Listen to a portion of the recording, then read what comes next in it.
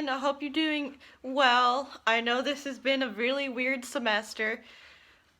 Today I wanted to share with you my personal story of how Maggie, my dog, came into my life.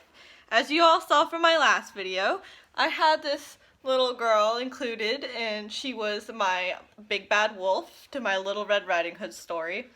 But now you guys all get to hear her story, and she's super excited.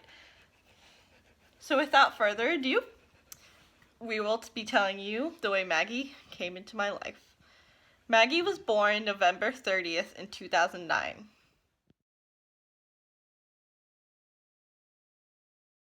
Before Maggie was even born and in our lives, we were having one of the worst years of our lives. What happened was, my grandfather had a stroke, and once he had a stroke, he was hospitalized, and my dad went to go up and see him. They lived about 4 hours away from where I live now. Later in that week, I was also hospitalized, and I was also diagnosed with stage 4 cancer, so my dad had to rush back home to see me. And of course, it just had to keep getting worse. On top of all this, my parents were having a really hard time at work and really suffering financially from one of their jobs. We didn't even know if we were going to lose our house that whole year, and we just didn't think anything was going to get better. To hear the story of how I met Maggie, you have to first hear the story of how we met her mom, Tula. Maggie's mom, Tula, who, just like Maggie, was also a black Tri-Australian Shepherd.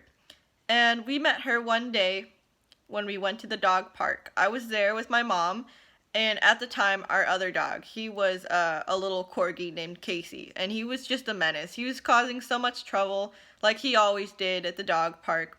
And Tula approached us and dropped her tennis ball in front of my mom. And my mom just thought she was so sweet, and all she wanted to do was play with the ball. And she told the owner in a joking way, "I wish we could trade dogs, because it would just be so nice to have a well-behaved dog." And to that, the owner replied, "Well, she's pregnant, and you can have first pick of the litter." And we were just so ecstatic. So we exchanged information with the owner, and we rushed home to tell my dad all about our day at the dog park, and really wanted to convince him that we needed to get a puppy. When we got home to tell my dad about the man we met at the dog park with the pregnant dog, his first reaction was, "No, we're not getting another puppy." But as time went on and I went in and out of the hospital for treatments or infections, the puppies were born. And as soon as the puppies were born and we got word that they were born, we made my dad go see the puppies for himself. And once, we all saw them, there was no going back. He was trapped. After all, who wouldn't fall in love with a bunch of cute little puppies? Come on, really? And you don't know me very well, but it's super hard to say no to me too. So with me and my mom both pressuring him on getting a puppy, he was just no going back. And we all fell in love with her so fast as soon as we saw her. And he even ended up actually naming her. I was thinking about naming her like Crystal or Trixie, but Maggie seemed to stick.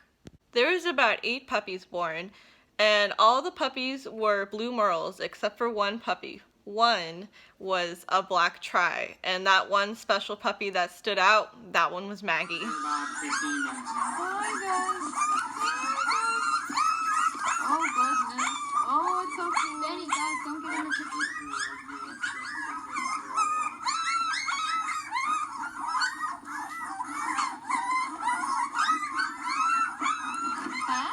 Hi. Tula, look at the camera. Hi. After about 8 weeks, we were allowed to take the puppies home after they got their last round of shots. And I'll never forget the day that she came home and what it meant to me and my whole family. And now here is an interview of my dad describing when we went to go and pick her up and how she reacted to it. The day it finally arrived, it was time to finally pick up our precious little dog, Maggie. And there she was, right outside of the vet's office. The man that we were going to get her from had all of the puppies in a pen, and it was like just the most magical thing. All the puppies were in a little cluster, and when we walked over to the pen, Maggie walked out of this little cluster of puppies and sat down and looked up, sat down and looked at us all right in the face, and we knew that was our dog from that moment forward. So once we were done with her shots and we got in the car and we went to leave, she never made a sound until we tried to put her inside the crate carrier. So we had to take her out and just let her sit in our laps the whole ride home.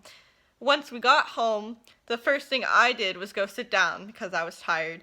And Maggie just crawled right into my lap when I sat down on the ground. And so we took a picture to commemorate her first day home.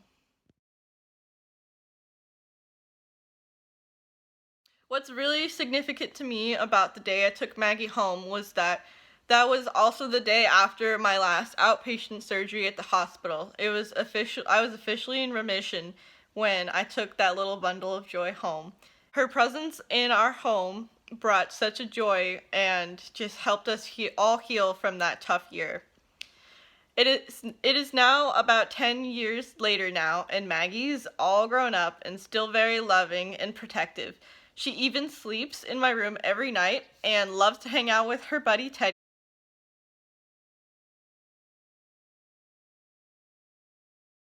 who is our other Australian Shepherd. His story, unfortunately, is for another day. Well, here we are at the end of our little story of how Maggie came into my life. I hope you all enjoyed it, and I hope that you all enjoy this next little clip of just Maggie being a little vocal. She tends to like to express how she feels, and I just think it's the cutest thing in the world. Thank you.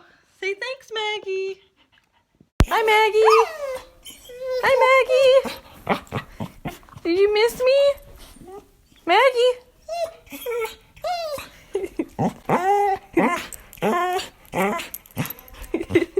I love you too, Maggie.